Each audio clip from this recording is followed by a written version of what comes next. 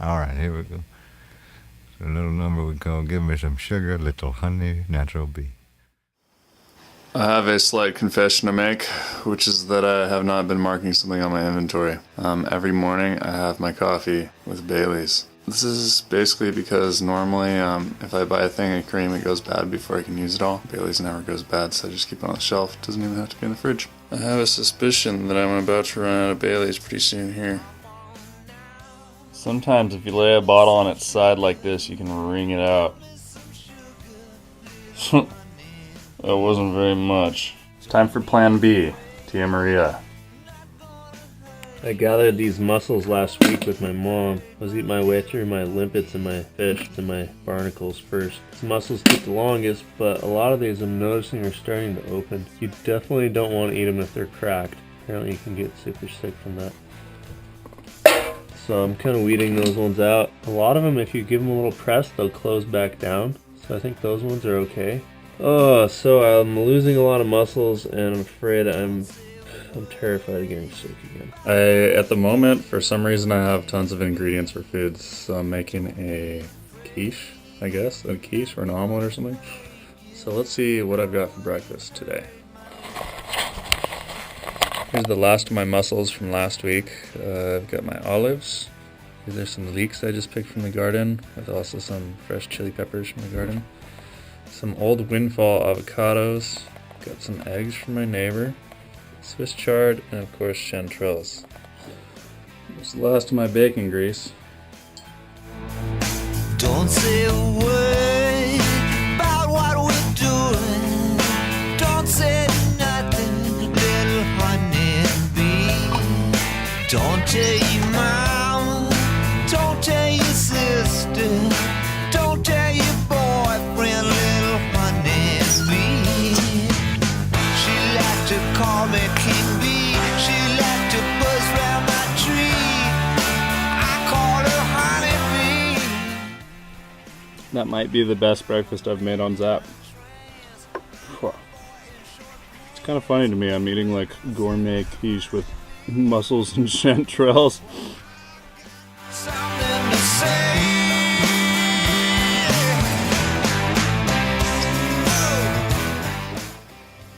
Now it is time to membrane. We're going to take off this inner layer here on the flesh side, which would inhibit the brain penetration and smoke from getting in there. It feels to me like it's been in the water too much maybe. You can see that the hide is like kind of turned into just this gelatinous mass. I don't know if this is because of braining and then soaking, or whether I soaked it too long. It seemed like it was swollen, and in the soaking process it's supposed to lose that.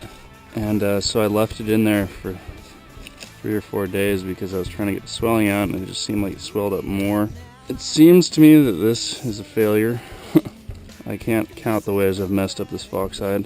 I don't want to give up on it yet, so I'm going to go through with it and try and dress it and then soften it.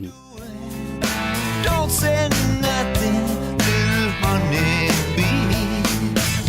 She killed me her monkey hand and a Rambler sedan. I'm the king of... My neighbor is leaving for Mexico in a few weeks, and she asked me to caretake her bees while she was gone. In service for this, she's given me 2 racks of honeycomb full of honey.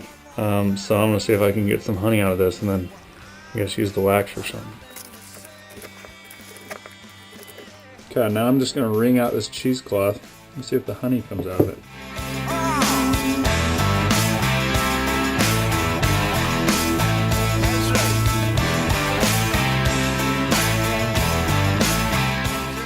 My honey's been dripping for 2 days, and it's still dripping.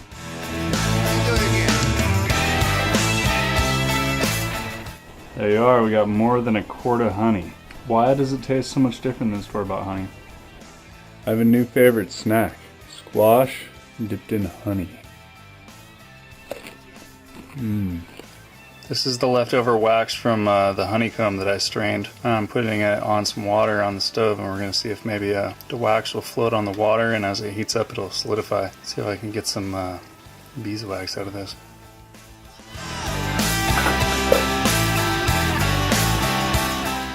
That's a treat. It seems like whatever's left of the honey is in the water now, and this water is just like delicious.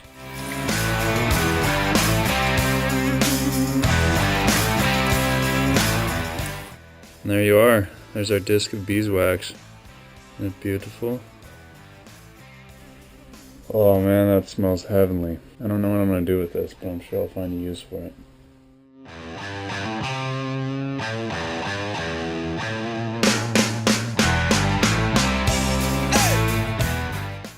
I just planted this garden bed here last week. You can imagine my dismay when I came in this morning and I noticed that some of the seeds I had planted are getting eaten by some little rodent. There was a whole bunch of these little radishes popping up and now they're beheaded. The mice have also been chewing on my peppers, which is happening in increasing frequency. I can't imagine, these things are pretty hot. Why would you want to eat that if you're a mouse? I think we're gonna have to set some traps and hopefully alleviate this problem. It's very frustrating having something eat your food. Let's see if I've had any luck in my rat endemic. Oh! Oh! Oh, yes! I have got not only one, but 2 rats. That just made my day. I can't even tell you how irritating it is to have your food being eaten. Now the question is, do I eat these things? I feel cold. Rigor mortis is kind of set in too. I don't know. I feel like I could eat a fresh rat at this point. I really feel like I should eat a rat just out of principle. That I'm on Zap, and in the apocalypse people be starving eating rats. They'd think that this was like a little freaking smorgasbord. But I just can't bring myself to do it yet. My buddy randomly showed up at my house tonight, and he wanted to make a trade. Yeah, with the... This is Lawrence. Let's see, what do we got? This is... Hi, guys. White peppercorns. Ooh. I had some capers and some white peppercorns, and some with that pepper. Yeah. That Manzano pepper that I told you. Oh, nice. So maybe next time. Homegrown pepper. And so we're gonna do a good protein swap here. I'm gonna give him a pint of that sounds bad. Huh? So yeah, we're gonna swap some meat here. I'm giving him my deer meat, diced deer meat. I'm going out on a limb here. I want you to go with the know albacore. this. I know about this. I don't know about that. This stuff's awesome. I love it. I eat it every day, and I know the albacore is gonna be awesome too. So there we go, dude. Cheers. Shake on it. Good trade. Peace in the valley, peace in the valley with my honey bee. Don't say a word about what we're doing. Don't say nothing, little honey bee.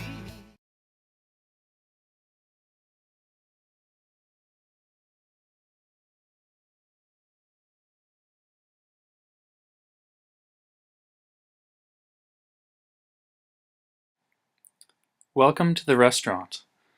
Our special this morning is a quiche made with only the finest ingredients. The chef starts with free-range, hormone-free fertilized eggs, and from the garden a brilliant and organically grown bright lights chard and spicy chili peppers. To this he adds locally foraged and fresh seasonal chanterelles, not so fresh from the ocean but sustainably harvested mussels, a small batch hand-cured Mediterranean olives, and avocados locally harvested from a family farm, which of course are organic. The special costs only $23, or you can go out and forage it for nothing.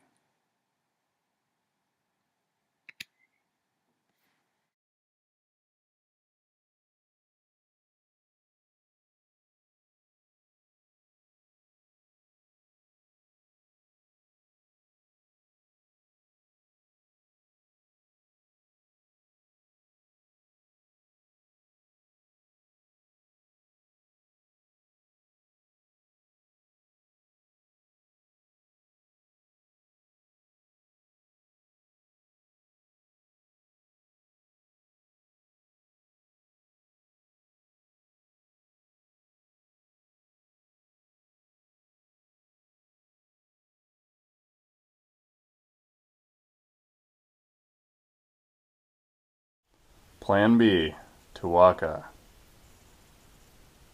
Oh.